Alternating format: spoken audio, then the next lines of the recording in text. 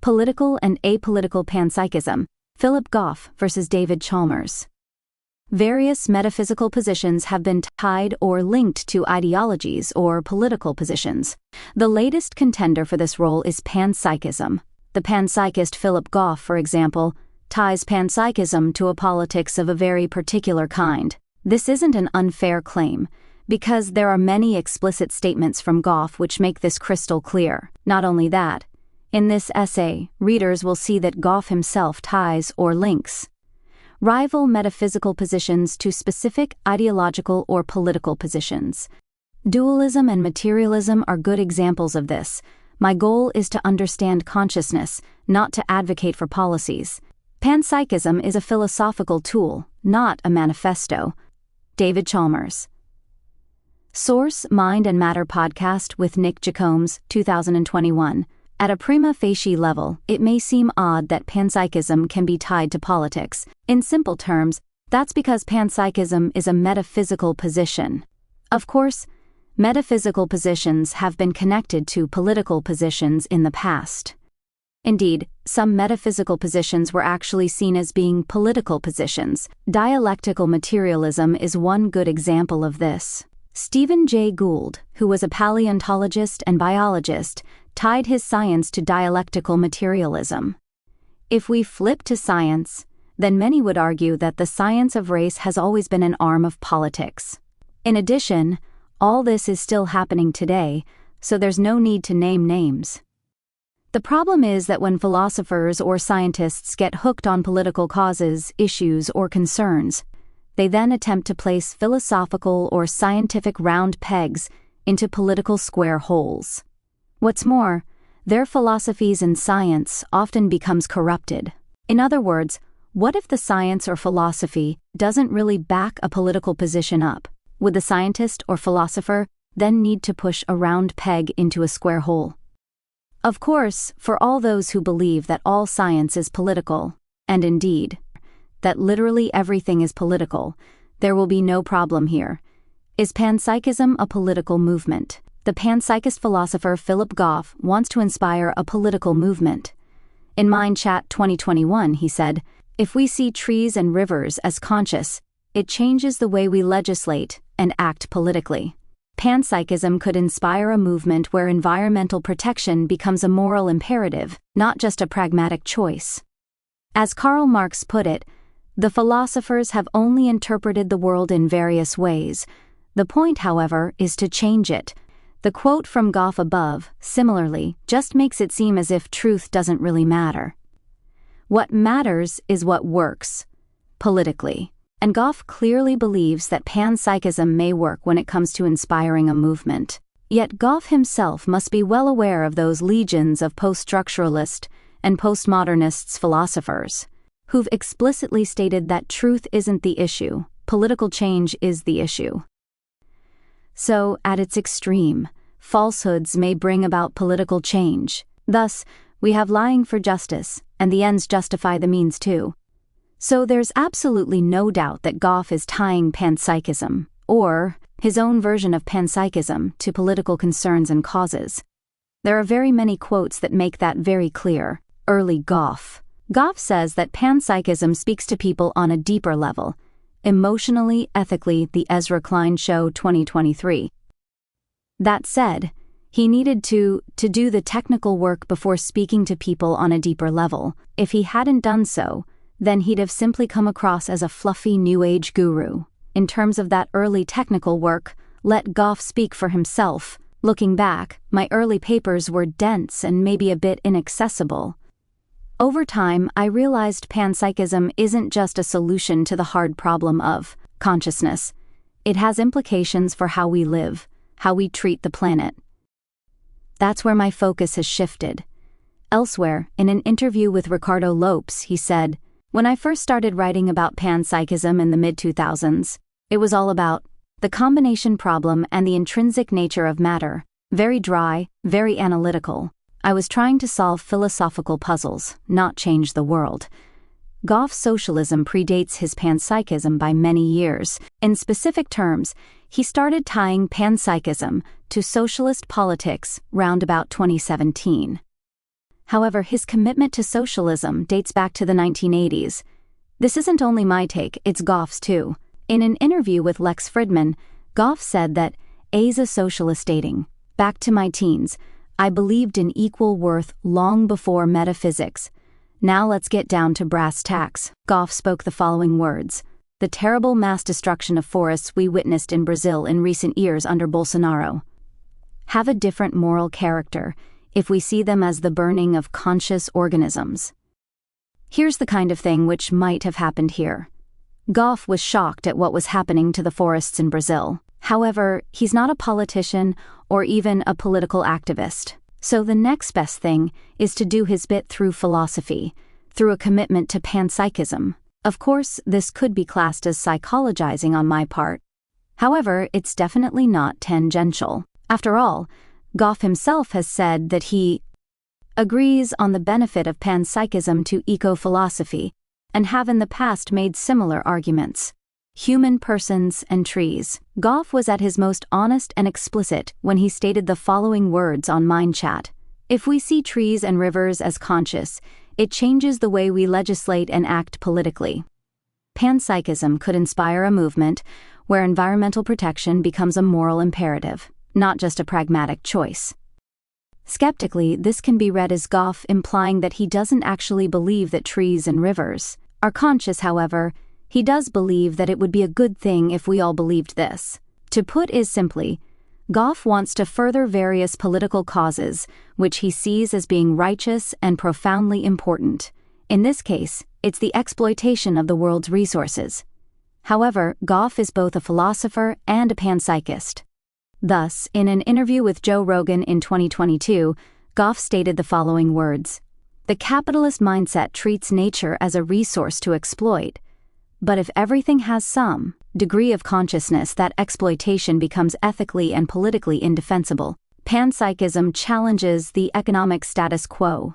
Readers may wonder what would happen if people took Goff's position to its furthest point, or to its logical conclusion. Thus, if literally all entities instantiate consciousness to some degree, then what about the carrots we eat, or the flies we kill with fly spray?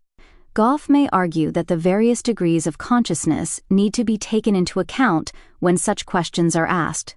So does a tree in a rainforest instantiate a higher degree of consciousness than a carrot? If it does, then why does it do so? Goff again explicitly expressed his politics when he mentioned the idea that the other has equal worth to yourself is to overcome individualism and ego.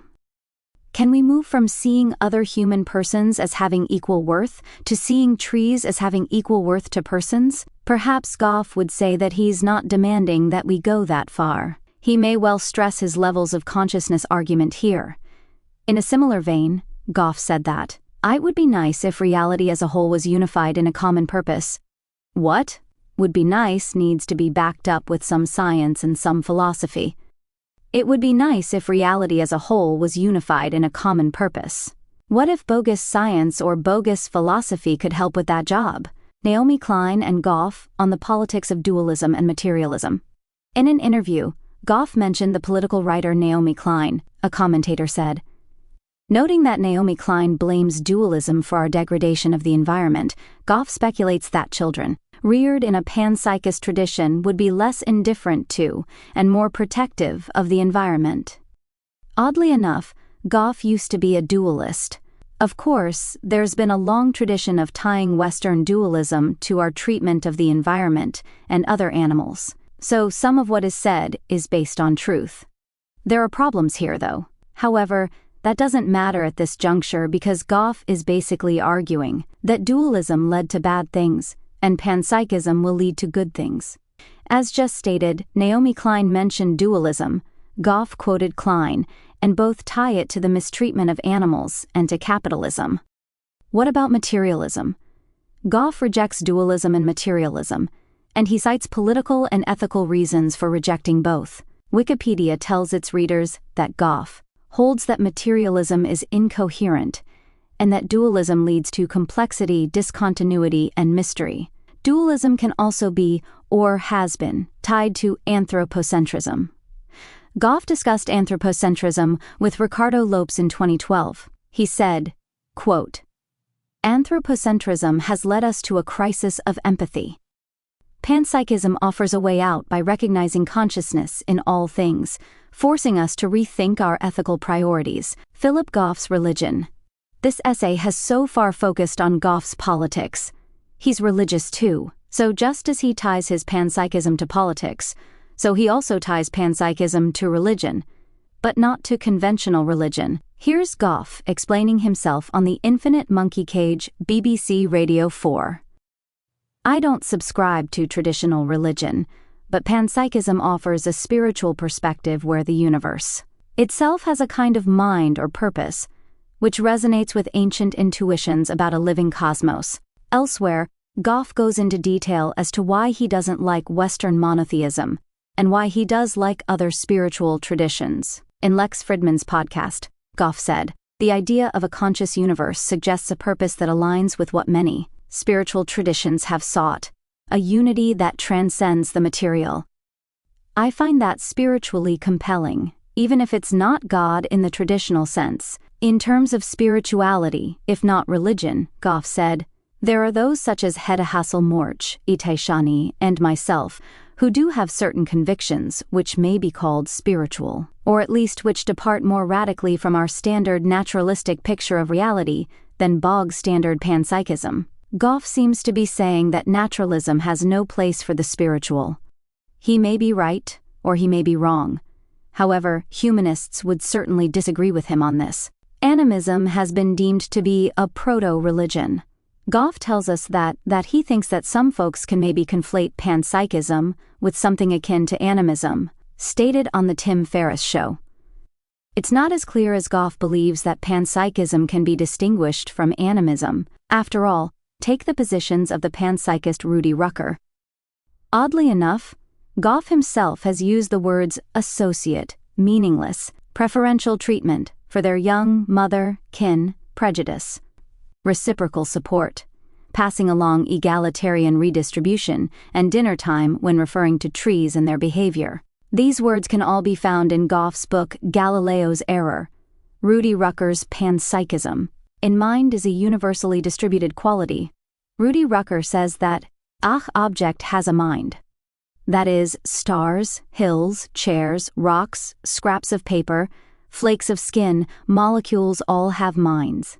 Note, not consciousness or proto-consciousness, minds. Rucker then adds his political slant. If the rocks on my property have minds, I feel more respect for them in their natural state, if I feel myself among friends in the universe. As for religion and the afterlife, we have the following words. If my body will have a mind even after I'm dead, then death matters less to me. If readers believe it's odd to discuss rocks, flakes of skin, etc. in this kind of way, then this is Goff himself discussing rocks, oceans, and air with Robert Lawrence Kuhn. If panpsychism is true, we have a moral duty to extend compassion not just to humans and animals, but to all aspects of the universe, rocks, oceans, even the air we breathe. It redefines what it means to live ethically. Philip Goff's feelings. Where there is politics, there are strong feelings. Here's Goff on his own feelings, which he expressed on the Ezra Klein Show in 2023. The fact that consciousness might permeate everything fills me with a sense of wonder. It's not just an intellectual exercise, it's a feeling that drives me to explore this idea further. Goff added more to that when talking with Sam Harris. He said, "When I walk in the forest and consider that the trees might be conscious, it stirs something deep inside me, a connection that materialism can't provide.